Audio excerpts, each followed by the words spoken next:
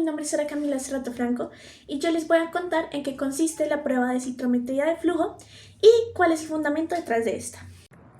Hola, buenas tardes, mi nombre es Manuela Ramírez Falla y voy a hablar un poco de qué se detecta en esta prueba de citometría de flujo. Hola, yo soy Majo y les voy a hablar sobre la obtención e interpretación de resultados de la citometría de flujo.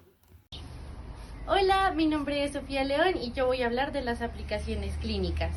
Yo soy Miranda y yo les voy a hablar sobre las ventajas y desventajas de la técnica de la citometría de flujo. ¿En qué consiste la citometría de flujo? Es una prueba que permite analizar células de manera individual cuando éstas se encuentran en un líquido. A esto se le llama células en suspensión. En esta prueba las células pasan una por un rayo de luz. Esta es normalmente una luz láser. Y los sensores miden cómo la luz se dispersa o emite fluorescencia. Esta prueba utiliza anticuerpos unidos con fluorocromos, permitiendo la fluorescencia, ya que estos anticuerpos se dirigen a antígenos específicos que se pueden encontrar tanto en el citoplasma como en el núcleo de las células. Y su fundamento, de manera muy resumida, es la capacidad de las células marcadas con un fluoróforo de responder a un haz de luz para determinar las diferentes características morfológicas de esta. Esta es una prueba indirecta, ya que utiliza los anticuerpos marcados con fluorocromos que posteriormente se unen a antígenos específicos que se encuentran en la célula. ¿Qué detecta la prueba? Esta mide las diversas características de células o partículas en suspensión al pasar por un haz de luz. Como primer punto tenemos el tamaño celular, que está determinado por la dispersión de la luz, o FSC, y pues estos parámetros son evaluados mediante esta, lo que proporciona información sobre la morfología celular. Segundo punto, tenemos el número de las células, que esta permite dar un conteo del número total de las células en una muestra, así como clasificar los diferentes tipos celulares, como los linfocitos T y B. Además de detectar los marcadores específicos mediante fluorocromos o antígenos de membrana e intracelulares relevantes expresados por las células leucémicas, en este caso, según su estado de maduración y progenie. Tercer punto, tenemos la complejidad interna, que esta es evaluada mediante la dispersión lateral de la luz, o SSC, como abreviación, que indica la granularidad y estructura interna de la célula. Y como último punto tenemos la predicción, que como mencioné, es útil en el diagnóstico y seguimiento de las diversas enfermedades hematológicas, como por ejemplo las leucemias y los linfomas. Bueno, ahora les voy a hablar de la obtención e interpretación de resultados de la citometría de flujo. Entonces, para hablar de esto, primero de lo que voy a hablar son los componentes. Principalmente tenemos tres componentes. El primero es un sistema de fluidos. Este transporta las células hacia un haz de luz. El segundo componente es un sistema óptico. Estos son láseres y detectores que registran la luz dispersada y fluorescente. El tercer componente es un sistema electrónico. Este sistema se activa cuando ya los dos sistemas anteriores han sido activados. Este convierte las señales luminosas en datos digitales que pueden ser analizados por una computadora. Entonces ahora vamos a ver cómo se realiza la citometría de flujo. Entonces primero tenemos una preparación de la muestra. Esta preparación de la muestra es una muestra de sangre común y corriente. Esta se tiene que procesar bien. Debido a que esta necesitamos que no tenga aglomeraciones para poder revisar y alinear las células individualmente. Pues luego tenemos la inyección y flujo o el flujo hidrodinámico. Entonces en esto lo que sucede es que la suspensión celular se inyecta en el citrómero del flujo, donde un sistema de fluidos alinea las células en un chorro delgado que pasa a través del rayo láser. Para continuar, tenemos la detección. En esta detección tenemos dos partes principales, que es el análisis y la interpretación de datos. En el análisis tenemos que, a medida que las células van atravesando el láser, se va midiendo la luz dispersada y la fluorescencia emitida por los marcadores puestos anteriormente. Con estos marcadores vamos a obtener información detallada sobre cada una de las células, mirando el tipo, el tamaño y el estado de cada una de estas. Y en segunda parte tenemos la interpretación de datos, que pues estos son se procesan mediante un software especializado permitiendo identificar subpoblaciones celulares y realizar conteos específicos en la muestra determinada. Ya por último, vamos a ver cómo se cómo se ven los resultados o cuáles son los resultados que se obtienen de una citometría de flujo.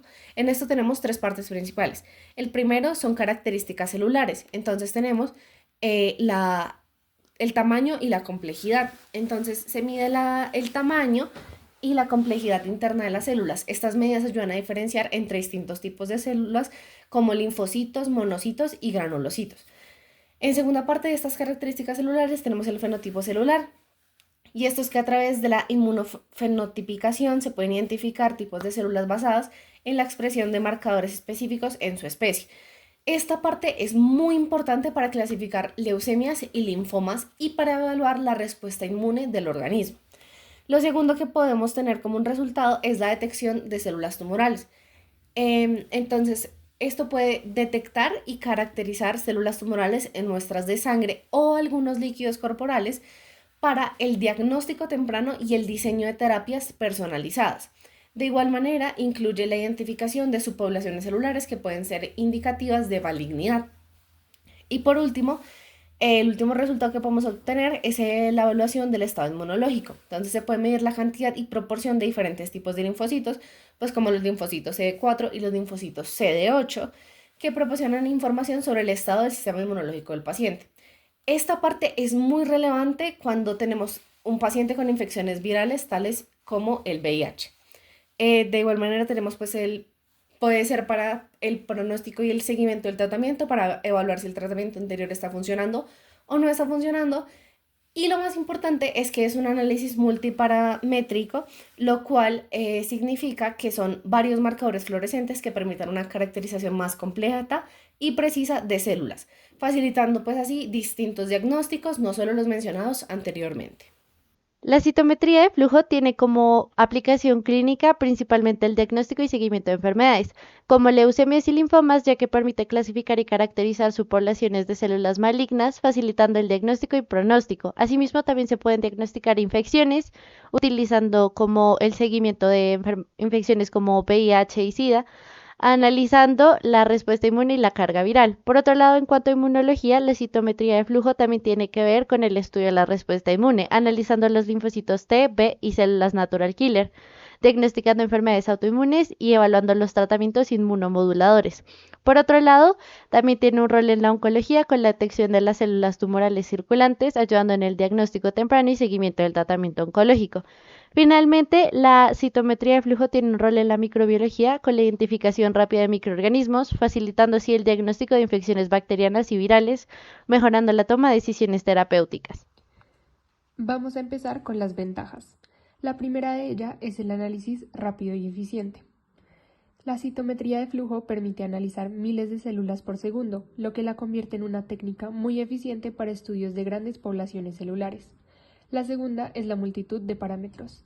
Puede medir múltiples características de las células simultáneamente, como tamaño, complejidad interna y la presencia de varios marcadores de superficie, lo que permite un análisis detallado y multifacético.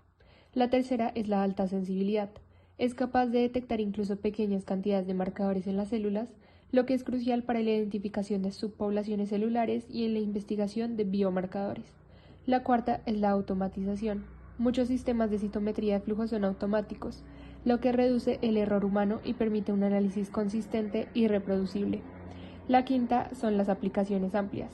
Se utilizan diversas áreas como la hematología, inmunología, oncología, microbiología y estudios de células madre, lo que la hace versátil en la investigación y diagnóstico clínico. La sexta es la detección de células viables y muertas. Permite la distinción entre células viables y no viables, lo cual es importante en estudios de viabilidad celular y toxicidad. Y para continuar tenemos también 6 desventajas. La primera es el costo. Los equipos de citometría de flujo pueden ser costosos, así como los reactivos y el mantenimiento, lo que puede limitar su acceso en laboratorios con presupuesto reducido. La segunda es que requiere preparación de muestra. La preparación de muestras puede ser laboriosa y requiere tiempo, además de que la calidad de la muestra es crítica para obtener resultados precisos. La tercera es el tamaño de la muestra. Aunque pueda analizar poblaciones celulares grandes, a menudo requiere una cantidad considerable de células, lo que puede ser un problema en muestras limitadas. La cuarta es la complejidad en el análisis de datos. La interpretación de los datos generados puede ser complicada y requiere personal capacitado y software especializado para realizar un análisis adecuado. La quinta son las interferencias y autofluorescencia. Algunas células o componentes de las muestras pueden presentar autofluorescencia, lo que puede interferir con la detección de señales específicas, complicando la interpretación. Y la sexta y última son las limitaciones en la visualización morfológica. Aunque proporciona información sobre ciertos parámetros, no puede proporcionar detalles morfológicos completos como lo haría un microscopio. Entonces, para concluir sobre las ventajas y desventajas de esta técnica, podemos decir que es una herramienta poderosa y versátil en la investigación y la clínica, con múltiples ventajas que la hacen preferible para el análisis celular. Sin embargo, sus desventajas, como el costo y la complejidad en el análisis, deben ser consideradas al elegir esta técnica para un estudio en específico. Estos son algunos términos que consideramos importantes entender un poco mejor su significado. El flujo hidrodinámico hace referencia al movimiento de los fluidos y es fundamental en la citometría de flujo.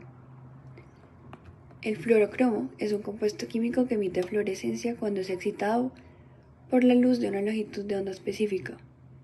En la citometría de flujo, estos se utilizan para marcar los anticuerpos que se unen a las proteínas específicas en las células. El FSC es una medida obtenida en la citometría de flujo que indica el tamaño de las células. Los linfomas, a pesar de que no están tan relacionados con la prueba, pues directamente, son un tipo de cáncer que afecta al sistema linfático. La sensibilidad se refiere a la capacidad del método para detectar las células o aquellos marcadores específicos en las muestras. Muchísimas gracias, eso fue todo.